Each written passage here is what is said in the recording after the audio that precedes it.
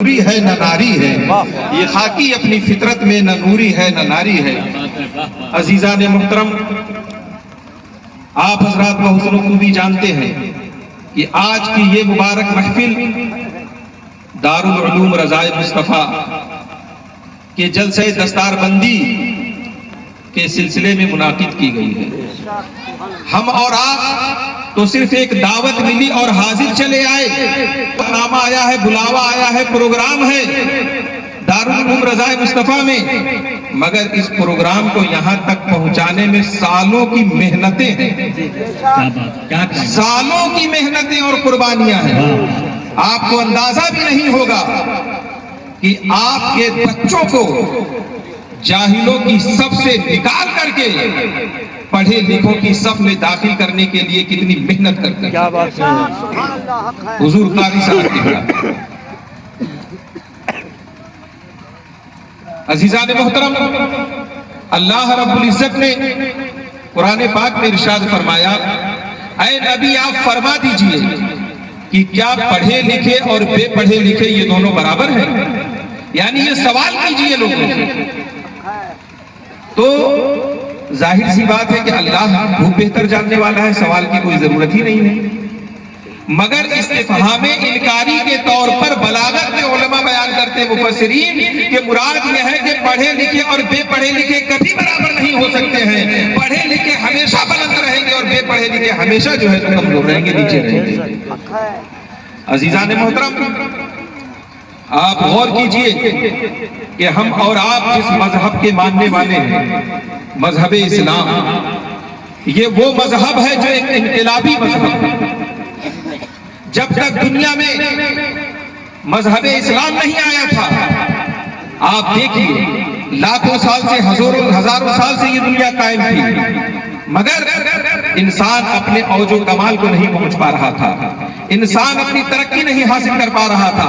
ارے آپ قربان جائیے کہ اللہ رب العزت نے ہمیں جو مذہب عطا فرمایا وہ ایک انقلابی مذہب عطا فرمایا، اور جو پیغمبر عطا فرمایا وہ ایک انقلابی پیغمبر عطا فرمایا۔ کیا بات ہے!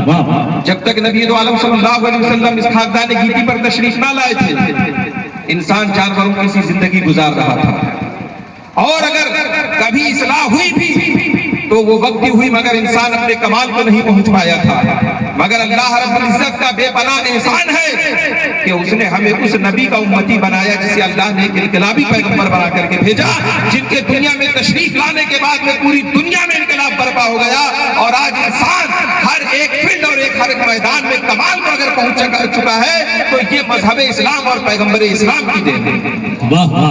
اور صرف اتنا ہی نہیں، اس پیغمبر کو اللہ نے جو کتاب عطا فرمائی وہ کتاب بھی انقلابی کتاب عطا فرمائی۔ اللہ نے بہت ساری کتابیں نازل فرمائی، توریت بھی اللہ نے نازل فرمائی، انجیل بھی اللہ نے نازل فرمائی، زبور کے صحائف بھی اللہ نے نازل فرمائی، مگر ان کتابوں کی حفاظت اللہ نے اپنے ذمہ کرم پر نہ لی، تو ان کتابوں میں تبدیلی ہو گئی، ان کتابوں میں تحریفات ہو گئی، ان کتابوں میں گھٹا بڑھا دیا گیا اپنے مقاصد کے مطابق۔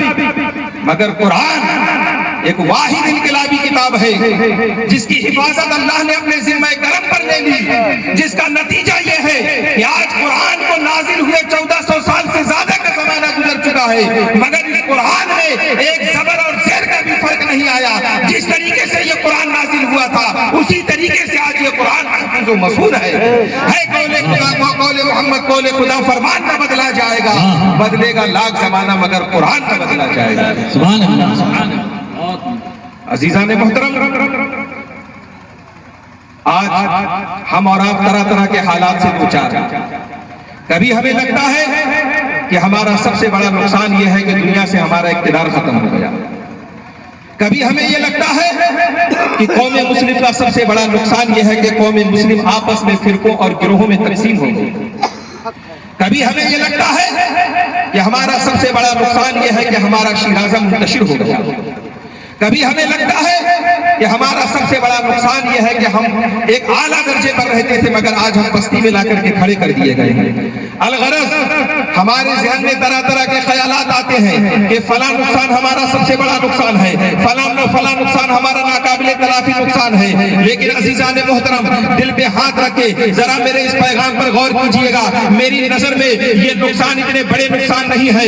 اگر قوم مسلم کا سب سے بڑا کوئی نقصان ہوا ہے، اگر ہم مسلمانوں کا سب سے بڑا کوئی نقصان ہوا ہے تو وہ سب سے بڑا نقصان یہ ہے کہ آج ہمارا شمار جاہل قوموں میں ہو رہا ہے اور قوم مسلم کو آج جاہل قوم کے نام سے جانا جا رہا ہے۔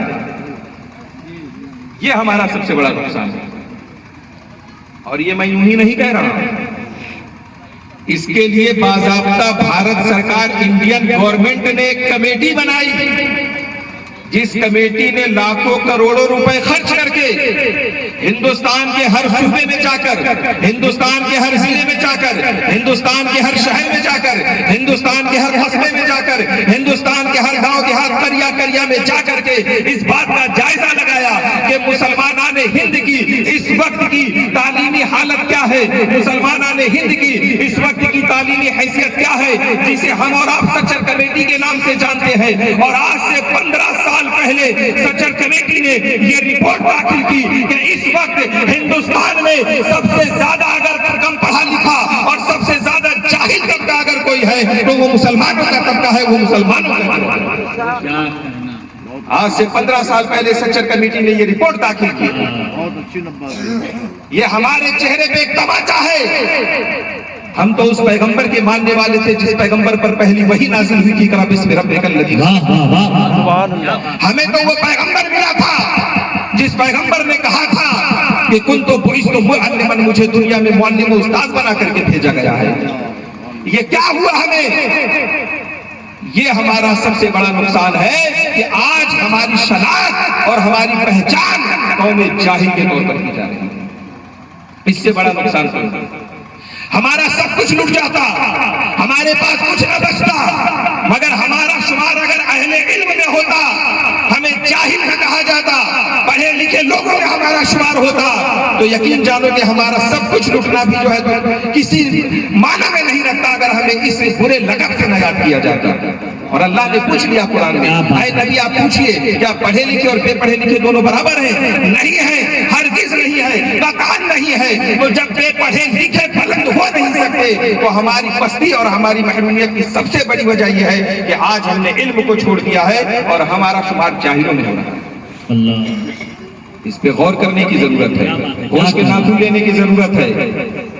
یہ کوئی معمولی بات نہیں ہے، یہ ہمارے لیے دنیا کی سب سے بڑی ذلت و رسوائی ہے۔ وہ پیغمبر جس پیغمبر کو اللہ رب العزت نے ایسی کتاب عطا فرمائی کہ جو کتاب صرف کتاب ہدایت نہیں ہے، اللہ فرما رہا ہے حامیم والکتاب المبین، یعنی یہی روشن کتاب ہے۔ جہاں قرآن کے بہت سارے نام ہیں وہیں قرآن کا ایک نام کتاب بھی ہے، اور اللہ رب العزت نے قرآن پاک کو کتاب فرمایا۔ علماء فرماتے ہیں المطلق یجری علی اطلاقہ، کہ جب کوئی لفظ مطلق استعمال کیا جاتا ہے تو وہ عموم کا فائدہ دیتا ہے، وہ اپنے اطلاق پر جاری ہوتا ہے۔ یعنی یہاں پر اللہ رب العزت نے قرآن کو کتاب کے نام سے یاد فرما کر کے یہ ذہن دیا ہے کہ دنیا میں کتابیں بہت ہیں، لاکھوں کتابیں ہیں، ہزاروں کتابیں ہیں، کروڑوں کتابیں ہیں، مذہبی کتابیں ہیں، دنیاوی علوم کی کتابیں ہیں، مگر اگر کتاب کہلانے کا حق کسی کتاب کو ہے تو وہ صرف اور صرف قرآن پاک یعنی اللہ کی کتاب کو ہے۔ یہ صرف ہدایت نہیں ہے، قرآن کتاب شفا بھی ہے، قرآن کتاب شریعت بھی ہے، قرآن کتاب طریقت بھی ہے، قرآن کتاب حقیقت بھی ہے، قرآن کتاب معرفت بھی ہے، قرآن کتاب سائنس بھی ہے، قرآن کتاب جغرافیہ بھی ہے، قرآن کتاب دنیا کے جتنے علوم ہیں ہر ایک چیز کی رہنمائی کرنے والی کتاب ہے، قرآن معرفت و حقیقت تک پہنچانے والی کتاب بھی ہے، قرآن چاہے وہ سائنس کا علم ہو اس کی رہنمائی کرنے والی بھی بھی کتاب ہے، چاہے وہ موادیات کا علم ہو اس کی رہنمائی کرنے والی بھی کتاب قرآن ہے، چاہے وہ حیوانیات کا علم ہو، چاہے وہ فلکیات کا علم ہو، چاہے وہ ارضیات کا علم ہو، چاہے وہ عنصریات کا علم ہو، چاہے وہ ڈاکٹری کا علم ہو، چاہے وہ انجینئرنگ کا علم ہو، حد تو یہ ہے کہ جب تک قرآن نہیں نازل ہوا تھا انسان ان تمام شعبوں میں ترقی نہیں کر پایا تھا، مگر جب سے یہ انقلابی کتاب انقلابی پیغمبر کو عطا کر دی گئی ہے آپ پوری دنیا میں دیکھ رہے ہیں کہ انسان انقلاب برپا کرنے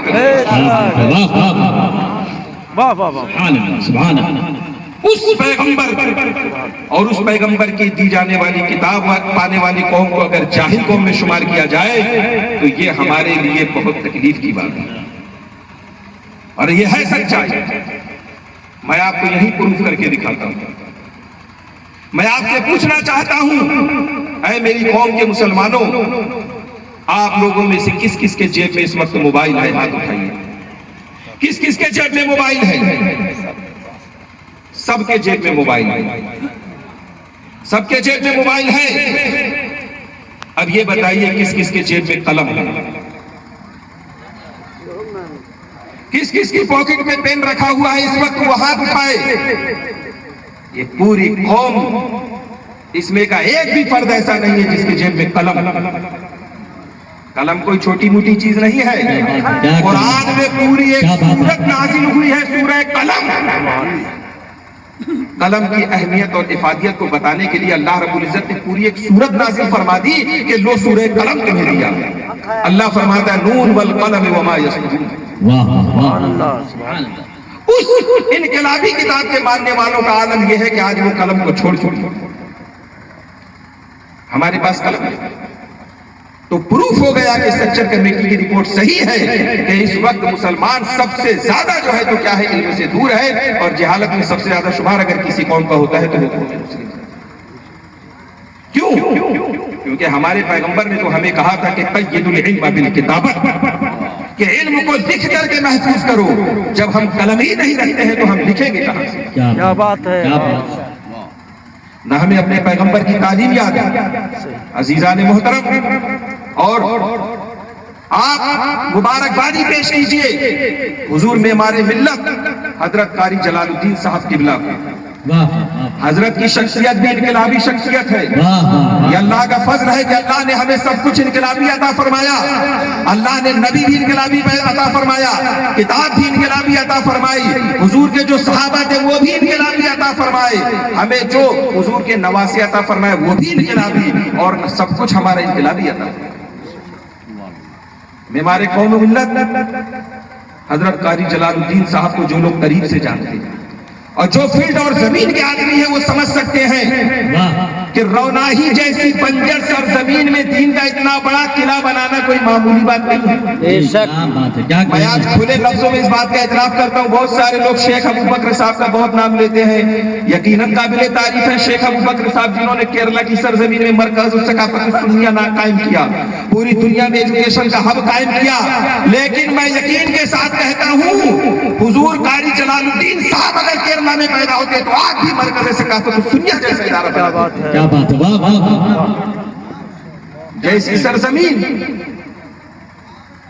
آبادی والی سرزمین پہ کام کرنا تو بہت آسان ہوتا ہے، جہاں مواقع ہوتے ہیں وہاں کام کرنا بہت آسان ہوتا ہے، جہاں اسباب ہوتے ہیں وہاں کام کرنا بہت آسان ہوتا ہے، مگر ایسی سرزمین پہ کام کرنا جہاں دور دور تک اسباب تو دور کی بات ہے، بلکہ اس کام کو روکنے والے لوگ آ کر کے کھڑے ہو جائیں، وہاں کام کر کے دکھانا یہ مرد کلندر کی شان ہے۔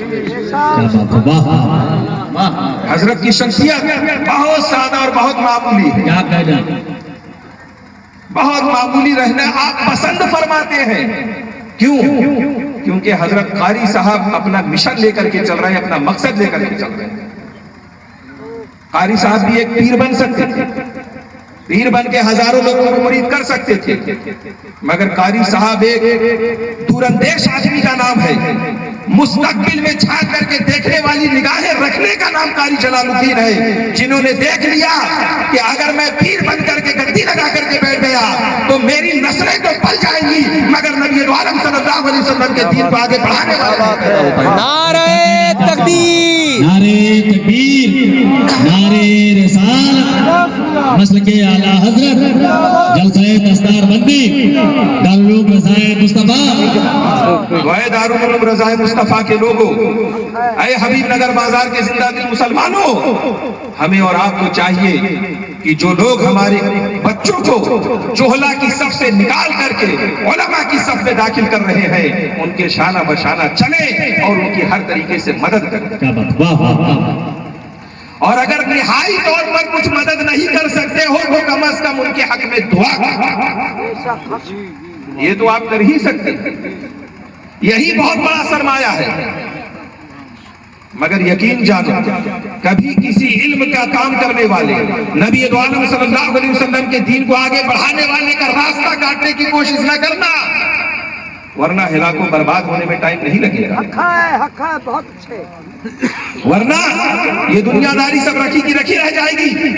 اللہ کے نبی صلی اللہ علیہ وسلم نے واضح فرما دیا، خیرکم من تعلم القرآن وعلمہ، تم میں سب سے بہتر وہ ہے جو قرآن سیکھے اور قرآن سکھائے۔ تم نہ یہ سمجھنے لگنا کہ میں سب سے بہتر بن جاؤں گا اگر میں کروڑ پتی بن گیا تو، میں سب سے بہتر بن جاؤں گا میری سب سے اونچی بلڈنگ بن گئی تو، میں سب سے بہتر بن جاؤں گا میرے پاس سب سے زیادہ گاڑیاں آ گئی تو، میں سب سے بہتر بن جاؤں گا مجھے سب سے زیادہ عہدے مل گئے تو، یہ تمہاری بہتری رکھی کی رکھی رہ جائے گی۔ نبی دو عالم صلی اللہ علیہ وسلم نے ارشاد فرما دیا، اگر سب سے بہتر بننا چاہتے ہو تو قرآن سیکھو اور قرآن سکھاؤ۔ سبحان اللہ، سبحان اللہ، آج آپ کے سامنے 5 بچوں کی دستار بندی ہے۔ سبحان اللہ، ان 5 بچوں کو تیار کرنے میں ان کے اساتذہ، ذمہ داران ادارہ، اراکین، منتظمین، ناظم اعلیٰ نے سالہ سال محنت کی، تب جا کر کے آپ کے حوالے یہ 5 بچے کیے۔ کیا بات ہے، واہ، یہ قرآن جس کے بارے میں نے آپ کو بتایا نا کہ یہ انقلابی کتاب ہے، اس قرآن پہ ہم نے کبھی غور ہی نہیں کیا۔ یہ قرآن کیا ہے؟ اگر ایک دوسرے نظریے سے دیکھیے تو یہ اللہ کا خط ہے جو ہم سب کے پاس نبی عالم صلی اللہ علیہ وسلم کے ذریعے بھیجا گیا۔ یہ ایک پیغام ہے، یہ ایک میسج ہے۔ جب خطوط کا زمانہ چلتا تھا، خط ارسال کیے جاتے تھے، بھیجے جاتے تھے، تو آپ لوگ جانتے ہوں گے کہ جب ہم میں سے کسی کا خط آتا تھا تو کتنی خوشی ہوتی تھی کہ کسی نے مجھے خط بھیجا، اور ہم دوڑے دوڑے اس خط کو اگر پڑھنا نہیں آتا تھا تو ایسے شخص کو پورے گاؤں میں تلاشتے تھے کہ کون ہے جو اس خط کو پڑھ کر کے سنا سکتا ہے کہ اس میں لکھا کیا ہے۔ تو دنیا دار اگر کوئی خط بھیجتے تو ہمیں اتنی خوشی ہوتی، اور اگر کسی کے پاس پرائم منسٹر کا خط آ جائے، راشٹرپتی کا خط آ جائے، آئے ہے پوچھنا نہیں، وہ تو اپنی نسلوں تک اس کو سنبھال کے لیمینیشن کرا کے رکھے گا کہ دیکھو پردھان منتری نے مجھے خط بھیجا تھا۔ مگر اللہ نے جو خط بھیجا ہے وہ پتہ بھی نہیں ہے کہ کہاں ہم نے اسے بھلا دیا۔ اللہ نے ہم میں سے ہر شخص کے نام میں خط بھیجا، جس خط میں اللہ نے پیغامات بھیجے، اور اللہ فرما رہا ہے، اے میرے بندے تو کہاں بھٹک رہا ہے؟ تو کیوں اس کے چکر کاٹ رہا ہے؟ تو خواہ کیوں پریشان ہے؟ میں نے جو تیرے پاس خط بھیجا، اگر تو نے اس خط کو پڑھا ہوتا تو میں نے تو اس میں لکھا ہے کہ وَنَحْنُ أَقْرَبُ إِلَيْهِ مِنْ حَبْلِ الْوَرِيدِ، کہ میں تو تیری شہرت سے زیادہ تجھ سے قریب ہوں، تجھے کہیں جانے کی ضرورت نہیں ہے۔ اگر تو نے وہ خط پڑھا ہوتا تو میں نے تو اس میں لکھا تھا أَلَا بِذِكْرِ اللَّهِ تَطْمَئِنُّ الْقُلُوبُ، کہ اگر دلوں کا سکون چاہیے تو میرا ذکر کرنا۔ میں نے تو تیرے پاس خط بھیجا تھا، اگر تو نے پڑھا ہوتا تو میں نے اس میں لکھا تھا قد افلح من تزکا، کہ جو نیک بن گیا وہ کامیاب ہو گیا۔ اگر تو نے وہ خط پڑھا ہوتا تو میں نے تو کہا تھا ان الصلاۃ تنہی عن الفحشاء والمنکر، کہ اگر فحش اور بے حیائی سے بچنا چاہتے ہو تو نماز پڑھنے لگو۔ میرے اس خط کو تم نے پڑھا ہوتا تو میں نے تو اس میں کہا تھا قد افلح المؤمنون، کہ اگر مومن ہو تو کامیاب ہو جاؤ گے۔ میں نے تو اس میں کہا تھا ولا تہنوا ولا تحزنوا وانتم الاعلون ان کنتم مؤمنین، مگر تم نے اس خط کو پڑھا ہی نہیں۔ نعرہ تکبیر، نعرہ رسالت، علماء اہل سنت، مساکین حضرت، سبحان اللہ، سبحان اللہ۔ ایک مرتبہ جھوم کر درود پاک پڑھیں اللہم صلی علی سیدنا و شفیعنا و مولانا محمد و اصحابہ بارک وسلم صلاۃ و سلام علیک یا حبیبی یا رسول اللہ صلی اللہ تعالی علیہ وسلم۔ لہذا عزیزان محترم ہمیں ہوش کے ناخن لینے کی ضرورت ہے۔ صرف محفلیں کرنے، مجلسیں کرنے اور اٹھ کر کے چلے جانے سے کام نہیں ہوگا، بلکہ اس پیغام پر عمل کرنے کا عزم مصمم کرنا پڑے گا کہ آدھے پیٹ کھائیے مگر بچوں کو پڑھائیے۔ کیا بات ہے، اس پیغام کو یہ جان لیجئے کہ دنیا میں کل بھی اور آج بھی اور آنے والے کل میں بھی کسی بھی قوم کی ترقی اس وقت تک نہیں ہو سکتی جب تک کہ وہ علم حاصل کرے۔ واہ، تو علم حاصل کرنے کے میدان میں تو ہمیں آنا ہی پڑے گا، چاہے آج آؤ چاہے آج سے 10 سال کے بعد۔ ہماری کامیابی اور کامرانی کا جو عنصر ہے وہ اسی میں چھپا ہوا ہے۔ اور ہمیں تو خوش ہونا چاہیے کہ ہمیں اللہ رب العزت نے ایک ایسی کتاب عطا فرمائی ہے جس کتاب کو علم و معرفت کا خزینہ اللہ نے قرار دیا ہے۔ دنیا کے علوم ہو یا دین کے علوم ہو، تمام علوم اس کتاب کے اندر اللہ رب العزت نے ودیعت فرمائی۔ تو جب آپ میدان علم میں آئیں گے تو آنے کے لیے ظاہر سی بات ہے کہ آج ہماری پریشانی دنیا میں ہوتی ہے کہ ہمارا یہ کام ہو جائے وہ کام ہو جائے، ہمیں خالی پیٹوں کی فکر ہے، خالی اب کھانے میں پریشان ہے آج کے دور میں کہ کہاں کٹے گا، کہاں بٹے گا، کہاں ملے گا، کتنا ملے گا، کہاں سے ملے گا، کیسے ملے گا۔ تو اس سے ہٹ کر کے اب ہمیں اس بات کی ضرورت ہے کہ ہم تعلیم کی جانب آئیں اور علماء کرام کے نقشے قدم پر چل کے ان کے ساتھ مل کر کے اپنے بچوں کو دین کی بھی تعلیم دیں اور دنیا کی بھی تعلیم دیں۔ اور اس تعلیم کے لیے ہمیں اپنی دانشگاہوں کو مضبوط کرنا پڑے گا، اپنے اداروں کو مضبوط کرنا پڑے گا۔ ارے اگر آپ حضور سیدی سرکار اعلیٰ حضرت کے بھی ماننے والے ہیں تو سیدی سرکار اعلیٰ حضرت ارشاد فرماتے ہیں کہ اس دور میں دین کا بھی کام درہم و دینار ہی سے جو ہے بغیر پیسے کچھ نہیں ہوتا۔ جی کیا کہنا، اس لیے ہمیں اپنی ضروریات کو کاٹ کر کے انہی ضروریات میں سے فنڈ بنانے کی ضرورت ہے اور اس فنڈ کو اپنے قوم کے بچوں کی تعلیم و ترقی میں صرف کرنے کی ضرورت ہے۔ بہت اور یقین جانو یہی اس وقت ہماری سب سے بڑی ذمہ داری ہے۔ بے شک، ہمیں کچھ ملے نہ ملے، ہمارے بچے پڑھے لکھے ہو اور پڑھائی ہمیں صرف سطحی تعلیم دینے سے کام نہیں چلے گا بلکہ اعلیٰ درجے کی تعلیم دینے کی ضرورت ہے۔ آج ٹیکنالوجی کا زمانہ ہے، کمپٹیشن کا زمانہ ہے، آج دنیا بہت تیز دوڑ رہی ہے۔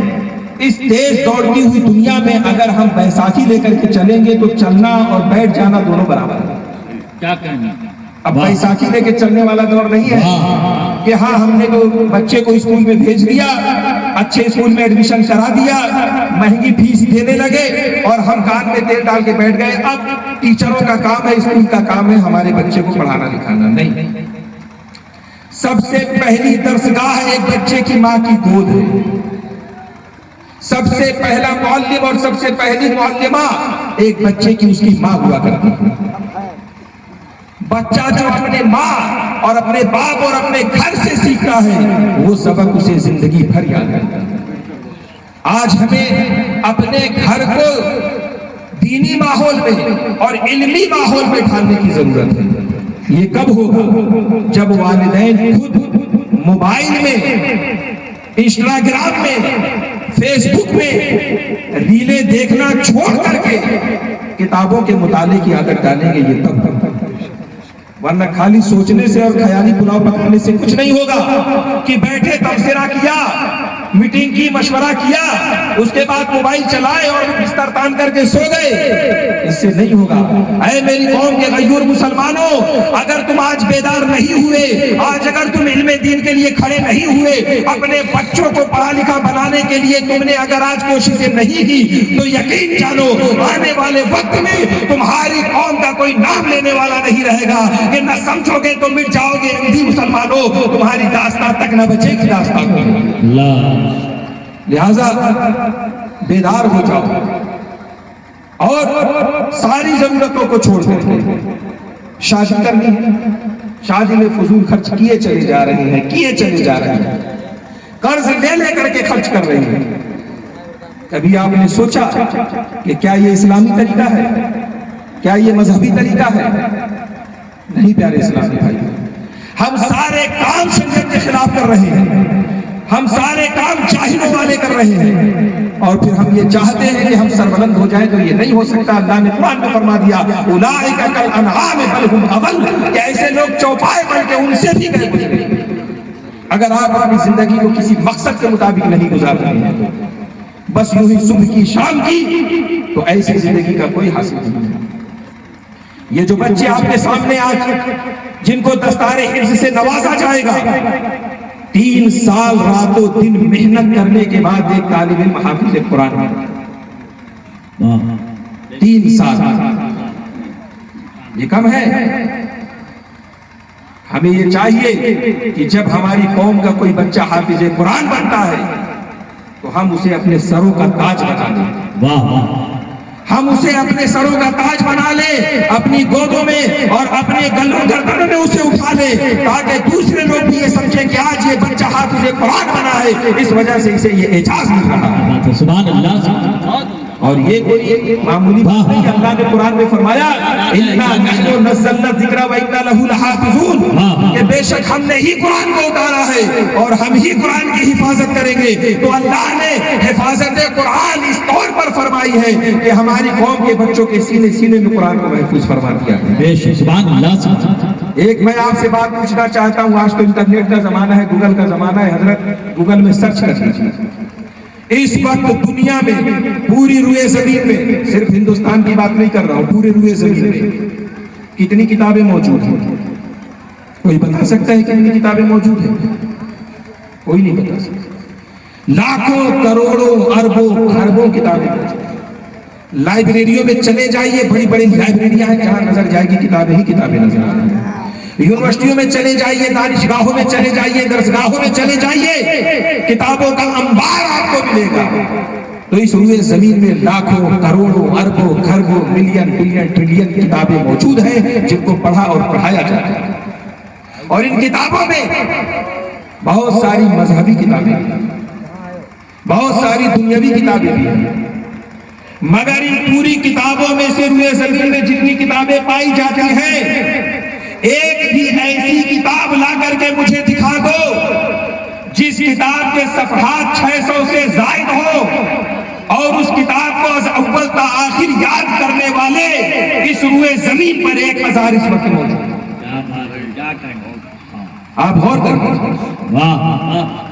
جب آپ کو جواب ملے آپ ٹیلی فون کر کے مجھے بتا دیجیے گا کہ مول صاحب آپ نے یہ سوال کیا تھا، یہ اس کا جواب ہے۔ وہ چاہے کسی کی مذہبی کتاب ہو، وہ زبور ہو، تورات ہو، وہ انجیل ہو، یا کوئی اور مذہبی کتاب ہو، اس کتاب کے صفحات 600 سے زائد ہو، اور اس کتاب کو یاد کرنے والے لفظ بلفظ حرف بحرف کی ایک نقطے کا بھی فرق نہ آئے، اس روئے زمین پر 1000 مل جائے تو آپ مجھے بتا دینا کہ وہ فلاں کتاب ہے۔ ان اربوں خربوں کتابوں میں سے ایک بھی کتاب نہیں ملے گی سوائے قرآن کی۔ کیا بات، سبحان اللہ۔ سوائے قرآن کی، قرآن ایک کتاب آپ کو ملے گی کہ جس کے صفحات یعنی پیجز 600 سے زیادہ ہیں، اور اس کے باوجود اس کے یاد کرنے والے اس روئے زمین میں 1000 نہیں، لاکھوں میں ملیں گے، کروڑوں میں، واہ واہ واہ واہ، سبحان اللہ۔ لاکھوں میں ملیں گے، کروڑوں میں۔ سبحان اللہ سبحان اللہ۔ ارے لاکھوں تو آپ کے ہندوستان میں مل جائیں گے۔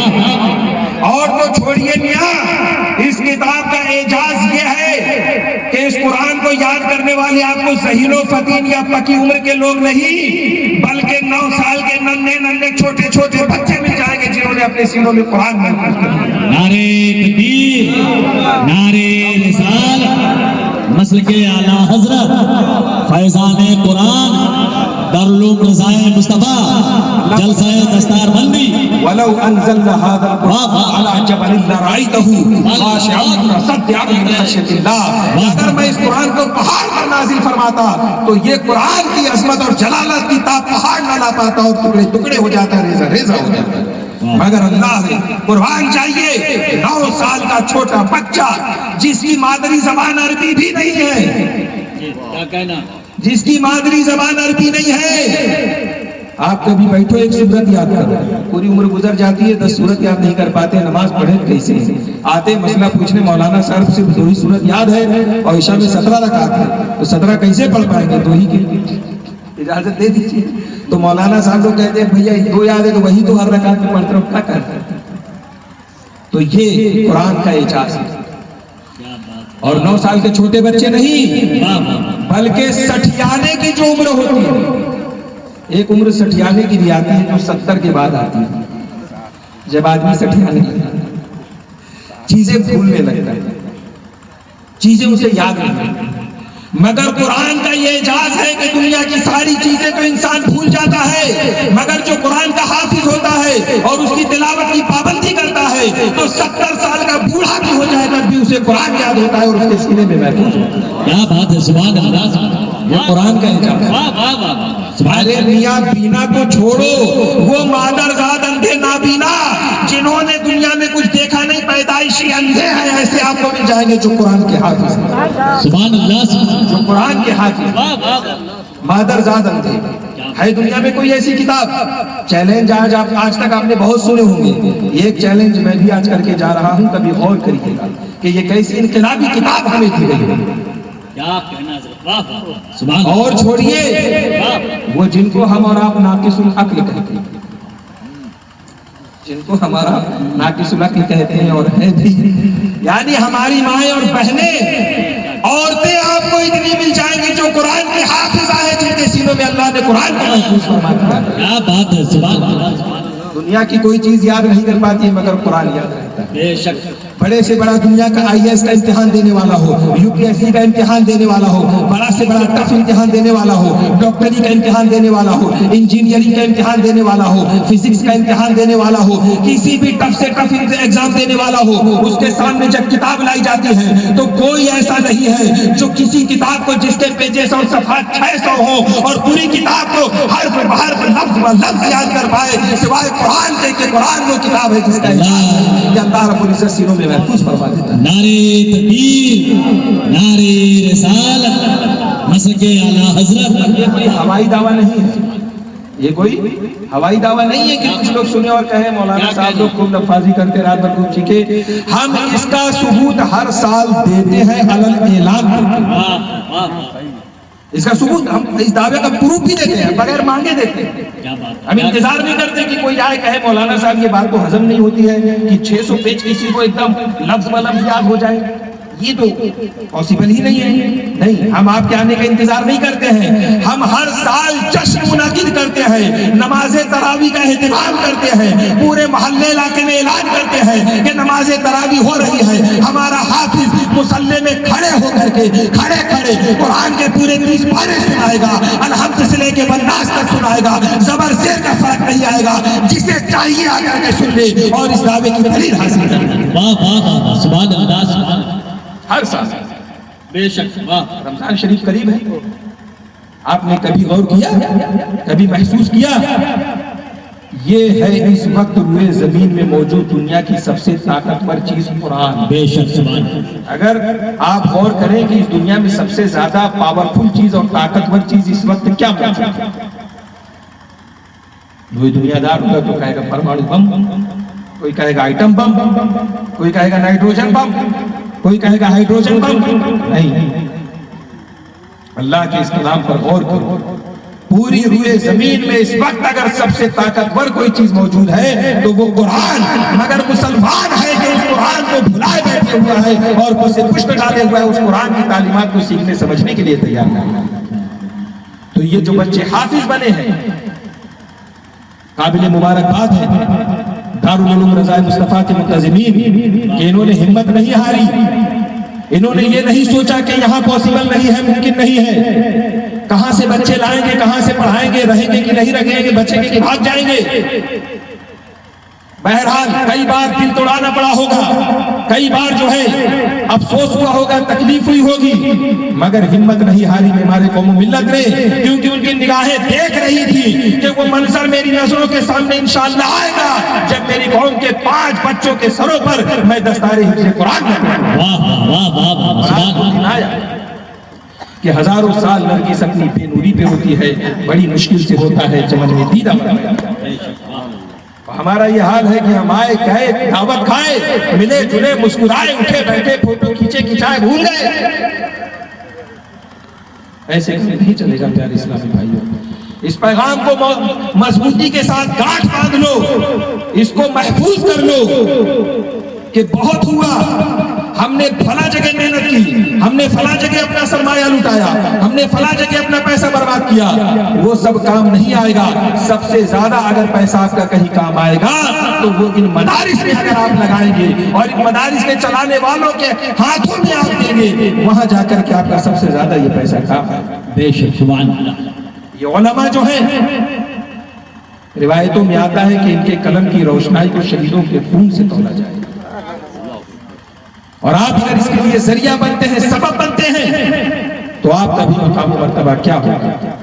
لہذا آپ آئے ہوئے تمام لوگوں سے میری گزارش ہے کہ قلم کو پکڑیے، قلم رکھنے کی عادت ڈالیے. جب آپ کے پاس قلم ہوگا تو آپ کے بچے آٹومیٹک اس عادت کو ڈالیں گے کہ آخر قلم کیا ہے، قلم کی اہمیت کیا ہے. ابھی ضرورت پڑتی ہے کچھ لکھنے کی تو پورے میں قلم تلاشا جاتا ہے، کسی کے پاس کچھ نہیں ملتا. میں نے آپ کو بتایا قلم کی اہمیت کیا ہے، قلم کا مقام و مرتبہ کیا ہے. اور ساتھ ہی ساتھ قرآن پاک سے قریب ہے. رمضان المبارک کا مہینہ آ رہا ہے، قرآن کی تلاوت کیجیے اور قرآن کو سمجھنے کی کوشش کیجیے. پیارے اسلامی بھائیوں، اور اگر اس جلسے سے کوئی میسج اور پیغام لے کر کے جانا چاہتے ہیں تو وہ پیغام یہی ہے کہ آدھے پیٹ کھائیے مگر بچوں کو پڑھائیے. اپنا پیٹ کاٹ کے جب آپ بچوں کو پڑھائیں گے، اللہ قرآن میں فرما رہا ہے ان اللہ لا یضیع من اجر من احسن عملا، کہ جو کام کو بہت اچھے سے کرتا ہے اللہ تعالیٰ اس کے اجر کو ضائع نہیں فرماتا ہے. آپ قربانیاں دے کر تو دیکھیے اللہ تبارک و تعالیٰ غیب سے آپ کی مدد فرمائے. سبحان اللہ. سبحان اللہ سبحان اللہ. علم میں بڑی برکت ہے. اپنے گھر کا ماحول علمی بنائیے. ہماری مائیں اور بہنیں، ان کی سب سے بڑی ذمہ داری ہے. آپ اپنے بچوں کے خیر خواہ نہیں ہیں، آپ اپنے بچوں کے بدخواہ ہیں، دشمن ہیں. آپ اپنے بچوں کی زندگی برباد کر رہے ہیں. اللہ کے نبی صلی اللہ علیہ وسلم نے ارشاد فرمایا، ایک باپ کا اپنے بیٹے کے لیے سب سے بہترین صدقہ یہ ہے کہ وہ اسے علم دین سے آراستہ کرے. آج ہم سوچتے ہیں ہمیں پراپرٹی مل جائے، ہمیں گھر مل جائے، ہمیں دکان مل جائے، ہمیں اپنے باپ کی مال و دولت سے مل جائے. نہیں پیارے اسلامی بھائیوں، یہ سب دولت نہیں ہے. باب العلم مولا کائنات حضرت علی شیر خدا رضی اللہ تعالیٰ عنہ ارشاد فرماتے ہیں کہ رضینا قسمت الجبار فینا لنا علم وللجہال مالو، کہ اللہ کی تقسیم سے یہ باب العلم علی مرتضی راضی ہے کہ ہمارے حصے میں اللہ تعالیٰ نے علم رکھا ہے اور جاہلوں کے حصے میں مال رکھا ہے. رضینا قسمت الجبار فینا لنا علم وللجہال مالو. یہ مال نہیں ہے، نعمت ہے علم. العلماء ورثۃ الانبیاء. اللہ کے نبی نے ارشاد فرمایا کہ تم کس کے وارث بننا چاہتے ہو؟ ارے میرے وارث نہیں بننا چاہتے ہو. سب سے بڑی سعادت تو یہ ہے کہ کوئی میرا وارث بنے. اور میرے وارث کون ہے؟ میری امت کے علماء. کہیں نبی نے ارشاد فرمایا علماء امتی کا انبیاء بنی اسرائیل، کہ میری امت کے علماء بنی اسرائیل کے انبیاء کی طریقے سے ہے. کہ اب نبوت کا دروازہ بند ہو گیا، مگر نبوت اور رسالت کے کام کو آگے بڑھانے کے لیے میرے جو علماء ہیں وہ بنی اسرائیل کے جو انبیاء ہیں ان کے طریقے سے فضل رکھتے ہیں. تو پیارے اسلامی بھائی، ہمیں اپنی ضروریات کو کم کرنا پڑے گا، چھوڑنا پڑے گا. آج ہم شکوہ کرتے ہیں. اللہ پر یقین ہے، ایمان ہے کہ نہیں، بھروسہ ہے کہ نہیں، آخرت پر ایمان ہے نا کہ اللہ کی بارگاہ میں جا کے حاضر ہونا ہے. اچھا، یہ ایمان اس وقت بہت پختہ ہو جاتا ہے جب آپ کا کوئی 1 لاکھ روپیہ لے کے بھاگ جائے گا. آپ نے کسی کو 1 لاکھ روپیہ دیا ہو اور وہ جو ہے لے کے بھاگ گئے، آپ کو دھوکہ دے دیا، تو یاد کرو مسلمانوں، دل سے سوچو اس وقت کیا کہتے ہو. کیونکہ 1 لاکھ آپ کا گیا، بڑی تکلیف ہوئی، بڑا بے ایمان تھا، بڑا لٹیرا تھا. خیر کوئی بات نہیں، اللہ کے یہاں حساب ہوگا. جب کہیں مالی نقصان دنیا میں ہوتا ہے، جب ہمارا ہوتا ہے، تو ہم تو بڑے اس وقت یقین اور ایمان کے ساتھ کہتے ہیں نا کہ ٹھیک ہے مجھے دنیا میں دھوکہ دیا، میرا دنیا میں مال لے کے چلا گیا، آخرت میں اس کا حساب ہوگا۔ اور اس وقت جو آپ کا ایمان ہے ذرا غور کرو کہ یہ ایمان کتنا پختہ ہے، کیونکہ ایمان جو ہے وہ اذعان قلبی کا نام ہے۔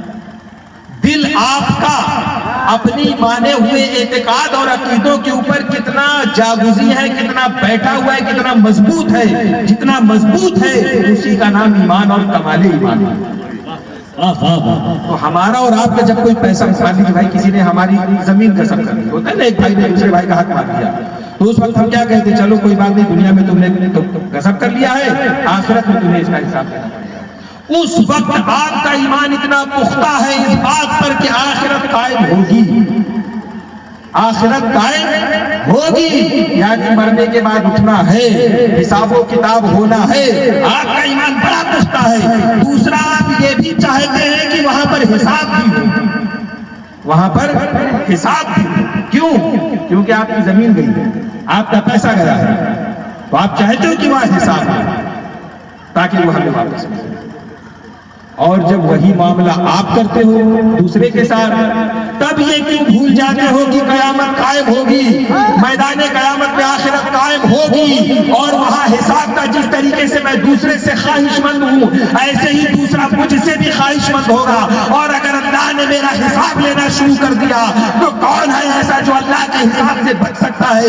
کہ اِنَّ بَطْشَ رَبِّكَ لَشَدِيدٌ، کہ تیرے رب کی پکڑ بہت سخت ہے۔ اے مسلمانوں، لہٰذا جب اس بات پر ایمان رکھتے ہو کہ جب تمہارا دنیاوی نقصان ہوتا ہے کہ آخرت میں حساب ہونا ہے، تو اس بات پر اس وقت بھی ایمان رکھو جب تم دنیا میں کسی کو نقصان پہنچاتے ہو کہ تمہارا آخرت میں حساب ہوتا ہے۔ واہ واہ، دوسروں کے مسئلے میں تو بڑا یاد رہتا ہے، خود کے مسئلے میں بھول جاتا ہے۔